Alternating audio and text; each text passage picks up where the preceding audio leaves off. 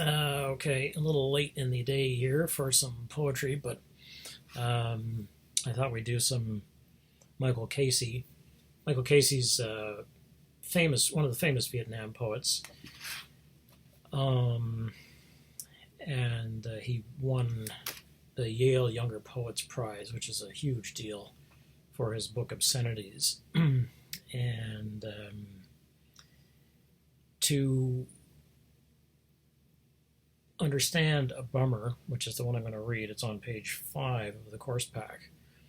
Um, we need a little bit of background, but what I'm going to do is read it, and then I'm going to put in some images and talk about the images, and that'll explain the background more clearly. Okay, so here we go.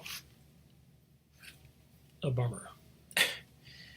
We were going single file through his rice paddies, and the farmer started hitting the lead track with a rake. He wouldn't stop. The TC went to talk to him, and the farmer tried to hit him too. So the tracks went sideways, side by side through the guy's fields instead of single file. Hard on, Proud Mary, Bummer, Wallace, Rosemary's Baby, the Rutgers Roadrunner, and Go Get 'em, Done Got 'em. Went side by side through the fields. If you have a farm in Vietnam and a house in hell, sell the farm and go home. To go back through this poem and just give you a bit of a gloss on it, that is a bit harsh. Jeez. Pardon my general green color. I think that has more to do with the way this camera is handling color than my actual color. I don't think I'm green. There, look, I just looked pink for a minute. Okay. All right. So what Casey's describing is a platoon of armored vehicles. And these vehicles are, I would normally say that it's above me here, but I suspect it's probably above me here because the screen gets reversed. So I think it's here. This is an M113A track, sometimes called an amph track because they're supposed to be amphibious. They're not really. They sink. They don't swim. But they are lightly armored troop carriers.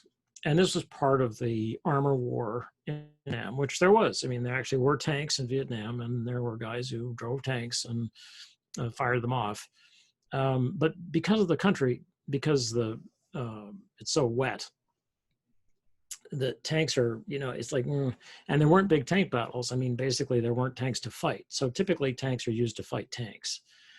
Anyway, the M113A is a sort of halfway point. These are the tracks that Casey is talking about. So he says, we were going single file through his rice paddies. So when he says we were going, he means a platoon of vehicles like this one.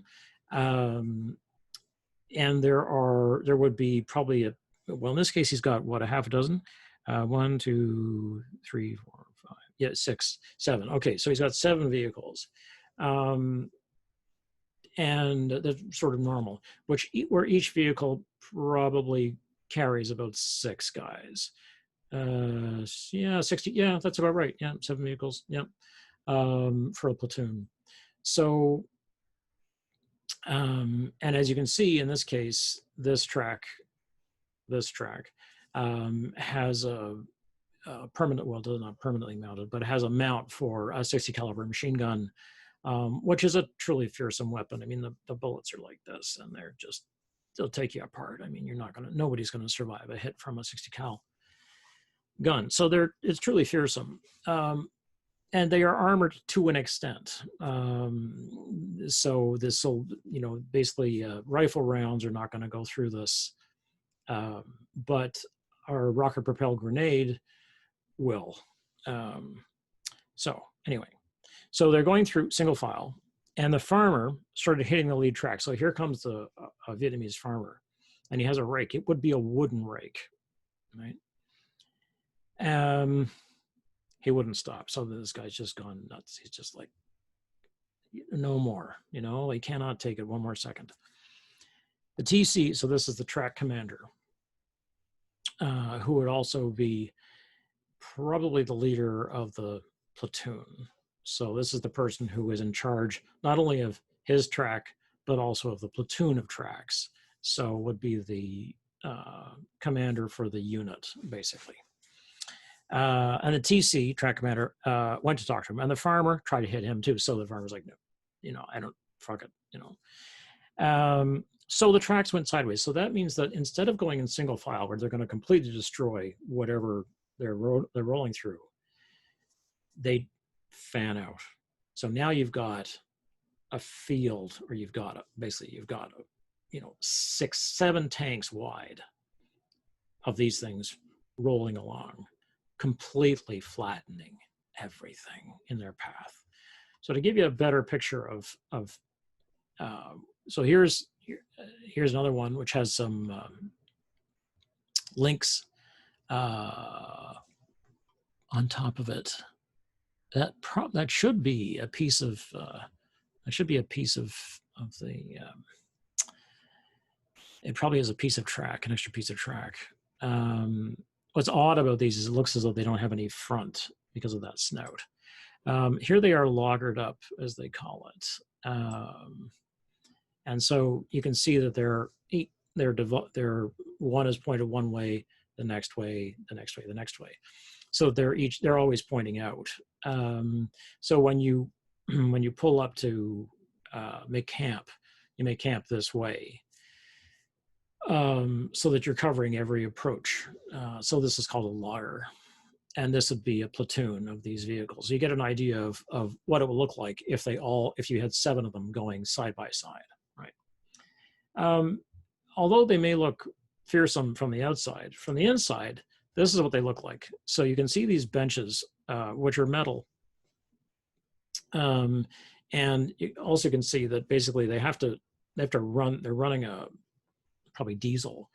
And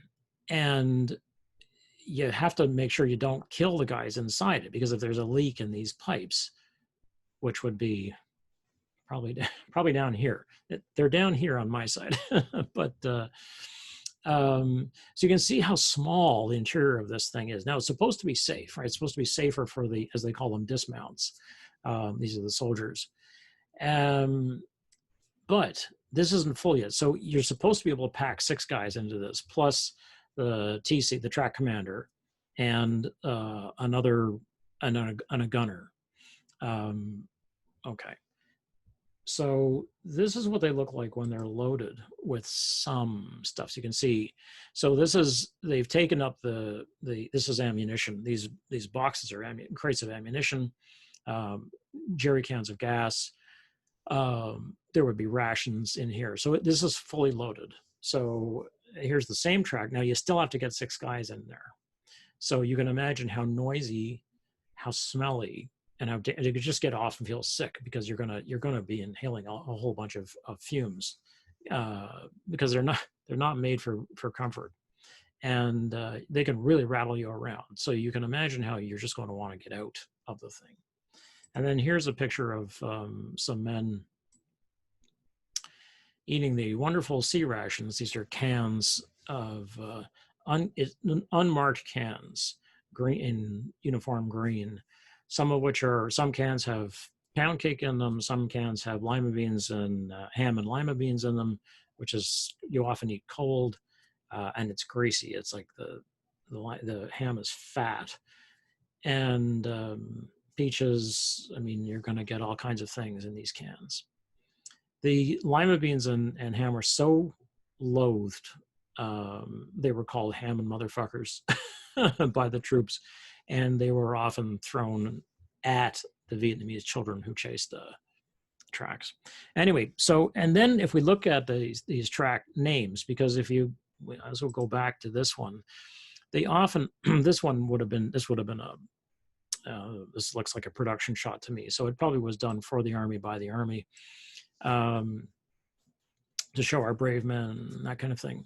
But they often stenciled or painted images on the side of these things.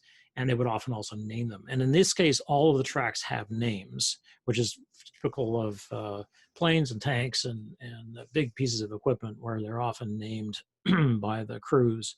So this reflects sort of the various things: masculinity, popular songs, film, popular culture, basically. So Hard On, that's self-explanatory.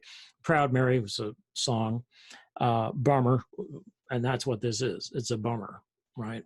So it's like these days in Iraq, a vehicle like this would be called the Suck.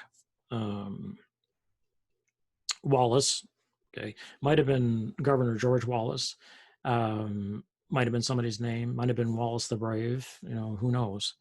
Rosemary's Baby, famous movie about a woman whose baby, it turns out, is the devil's baby. It was sort of a famous horror movie of the time. And the Rutgers Roadrunner. My memory is that is a team, the Rutgers football team, I think. And then Go Get 'em, Done Got 'em. Go Get 'em, Done Got 'em is one of these Southern or Midwestern expressions. I have heard it in the South, which is like get 'em, and got 'em. So it's kind of like, go kill 'em, I killed 'em, which is what that is. So they went side by side through the fields, and then there's this pause, and he staggers the verse. If you have a farm in Vietnam. Okay, so this is some of what that text is about.